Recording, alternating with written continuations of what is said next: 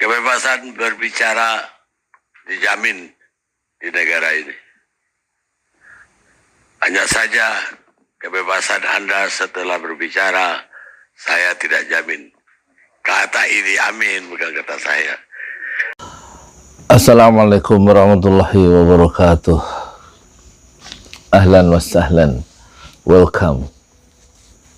Selamat datang di podcast Potret Keseharian Yudi Pramuko, tukang donat dari para YouTuber tertua di semesta hidup, hanya untuk mendorong hidup tidak seperti yang kita inginkan, hidup tidak seperti yang kita rencanakan, tapi hidup seperti yang kita jalani saja. Saya barusan Allah bangunkan jam 2 malam, ini sekarang jam setengah 4 ya. Terus pengen sholat tahajud, tapi sebelumnya ada informasi sebelum tidur habis sisa tadi, Pak, lihat di Karni Ilyas Indonesian Lawyer Club ada bagus, Pak.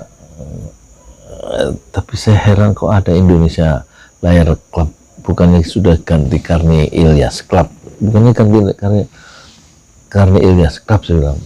Tapi terus begitu bangun jam 2 itu langsung ada di beranda tentang pantaskah Habib Rizik di penjara. Dan diskusinya menarik dan panas. Dan yang terkesan saya dalam diskusi itu bukan ke pelapornya Habib Hussein ya. Habib Hussein yang melaporkan Habib Bahar itu selalu ngomong bukan Habib Bahar tapi Bahar bin Smith. Sama si siapa, Hendro Diningrat itu juga mengatakan nggak pakai Habib Bahar tapi Bahar bin Smith. Itu menunjukkan dia itu kesal ya sama Habib Bahar. Tapi nggak ada salahnya kan ngomong pakai Habib, benci bener sama perkataan Habib sih. Biasa aja, jadi panggilannya Habib Bahar gitu aja, nggak apa-apa, jangan Bahar bin Smith. Nah kalau Ahmad Yani dan Abdul Khair itu bilang ini ya, Habib Bahar, jadi masih ada rasa menghormati ya. Nah saya tertarik dengan memang ahli itu, kelihatannya si Pak siapa itu, Pak Abdul Khair ya, tentang dia sudah menangani kasus-kasus seperti itu sampai 50, jadi dia betul-betul ahli di bidangnya. Tapi menurut si siapa, Hendro Yoso itu dinilai tuh jangan merasa paling benar sendiri, padahal menurut saya Hendro Yoso itu merasa paling benar sendiri. Susah juga ngadepi orang tua kayak saya nih. Orang tua itu kuncinya, bukan kuncinya penyakitnya selalu pengen benar sendiri. Tapi kalau Abdul Khair memang ada ilmunya ya, dia ilmunya. Dan sementara kalau Ahmad Yani yang bekas anggota DPR itu, dia melihat kenapa tidak diperlakukan sama seperti kasus menghadapi Ahok yang menista agama ya, ada prosedurnya, gelar perkara, terus disaksikan, dihadirkan ahli-ahli ya, dan lain-lain. Benar juga, kalau ini kan langsung Habib Bahar ditetapkan datang terus sebagai saksi, terus diperiksa 1,5 hari atau berapa jam gitu, langsung ditetapkan sebagai tersangka. Dan itu memang yang agak menimbulkan pertanyaan ya buat orang awam seperti saya gitu ya. Nah overall perdebatan yang di Karni Ilyas itu yang baru, yang menyumbang itu hanya 2 saya kira.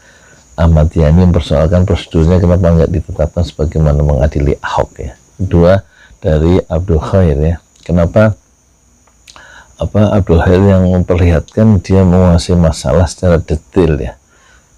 Dari omongannya itu kasus-kasus seperti ini, dan dia menolak semacam kriminalisasi terhadap ulama, termasuk kriminalisasi terhadap Habib Bahar Smith. Itu poinnya, berdasarkan kasus-kasus secara teoritis, secara falsafah hukum, secara teoritis dan lain-lain ya.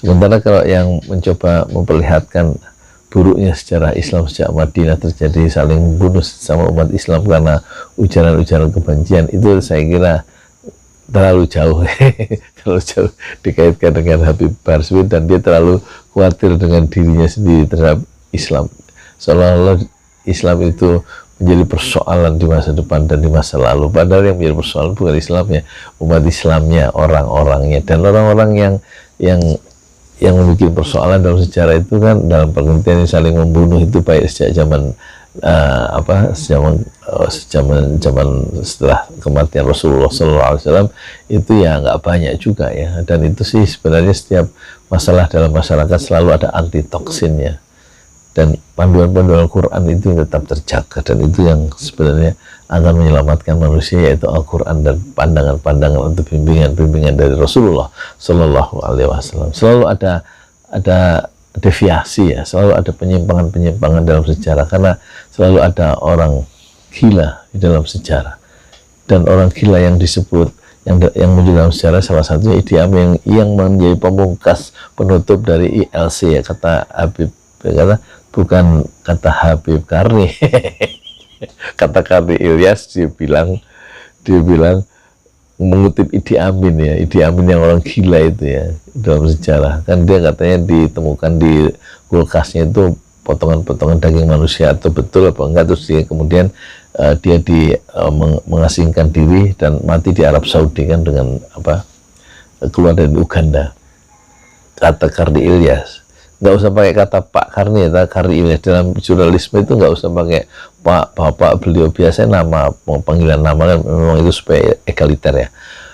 Kata Karni Ilyas, dia mengutip Idi Amin yang mengatakan, saya kebebasan bicara dijamin, saya menjamin kebebasan bicara, tetapi saya tidak menjamin kebebasan setelah bicara.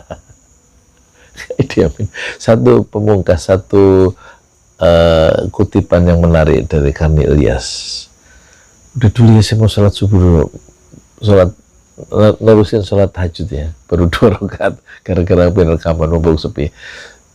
Hidup tidak seperti yang kita jalankan ya, tidak seperti yang kita rencanakan ya.